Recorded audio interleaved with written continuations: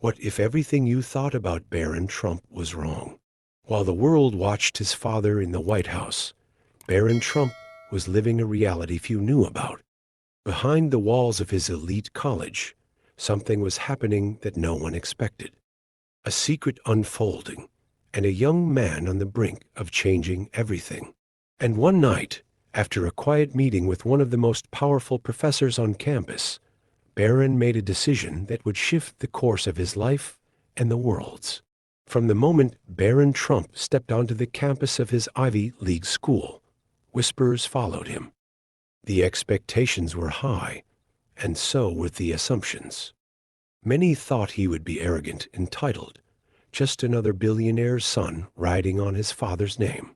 But Barron, he didn't live up to those stereotypes. Instead of the loud, rebellious gestures of his peers, Barron remained silent, observing the world around him.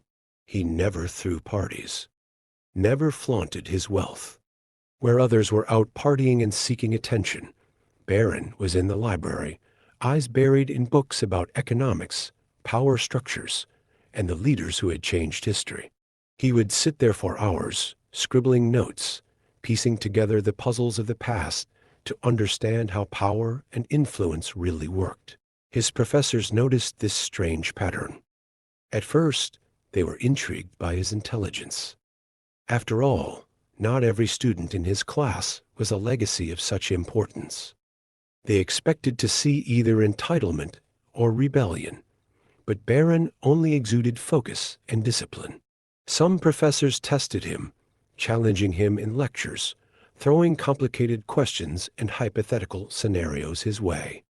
And every time, Barron responded not just with answers, but with insights that went far beyond the surface. It became clear Barron wasn't just intelligent. He was calculating.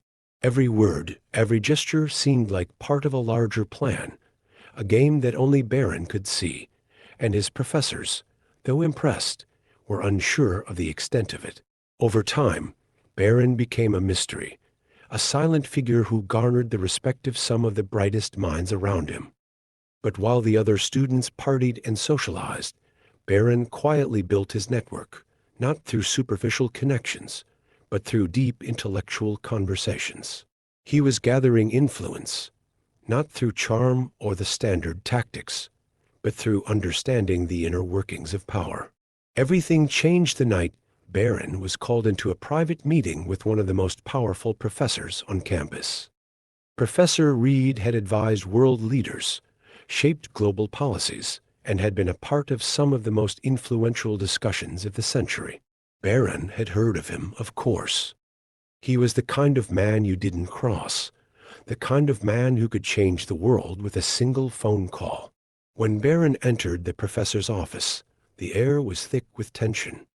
Professor Reed studied him carefully, as though trying to discern who this quiet, reserved young man really was. "You're ambitious," Reed said, leaning back in his chair.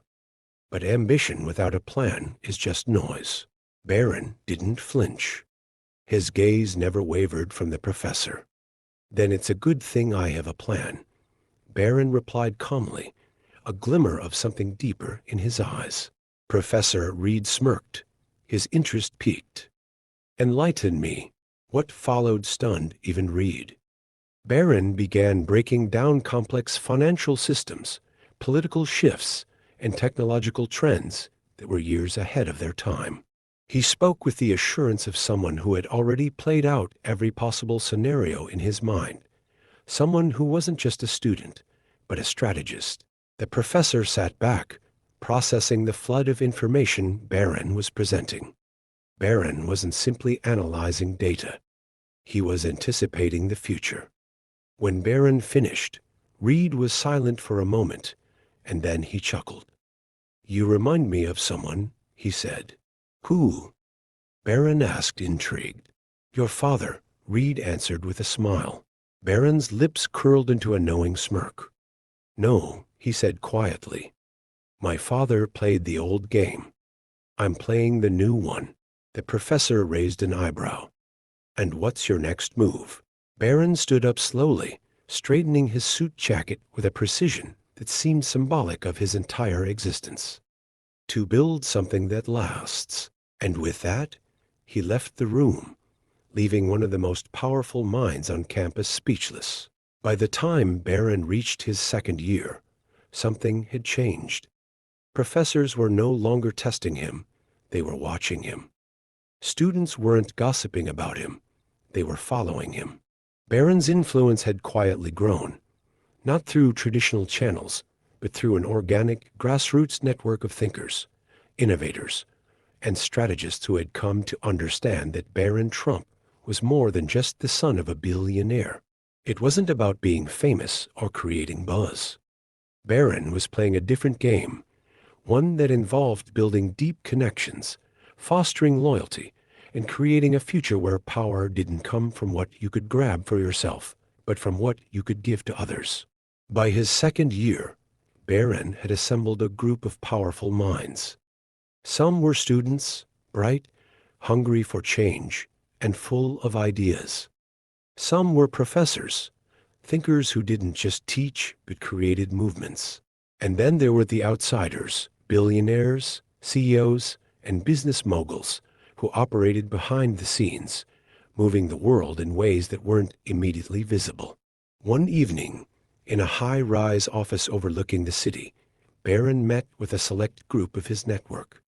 Among them was a man who had turned a small startup into a global empire, someone who had the world's attention. He leaned forward in his chair and looked at Barron. "You're young," he said, "but you see things others don't. So tell me, what's next?" Barron looked around the room, his vision crystallizing.